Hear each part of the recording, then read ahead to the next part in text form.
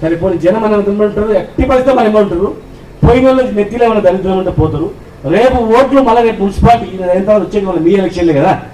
ఒక ఊరికి పోయాక ఆ పెద్ద మనిషిని ఎవరికి వేస్తాడో రైతులు అడితే చేను ఎండిపోయినా మనకేస్తాడా వాళ్ళకేస్తాడా? అత్తకిచ్చినావు బిడ్డకు ఇస్తా పెన్షన్ అన్నాడు, బిడ్డకు లేదు కోడలు లేదు ఎవరికి లేదు, ఉన్న అత్త పెన్షన్ కూడా వస్తలేదు అనుకో, ఎవరికి ఇస్తా అత్త? కోడలు ఎవరికి వేస్తుంది? రైతు ఎవరికి వేస్తారు? బీసీ బంధువా దళిత బంధువా మొత్తం ఎవరికి వేస్తారా? మళ్ళా మనకి వేస్తారు.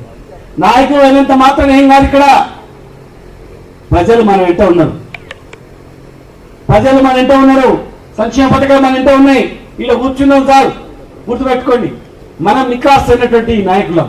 ఇక్కడ 7 మంది జవదాటలే, ప్రాణం ఉన్నంత వరకు జవదాటలం కాదు.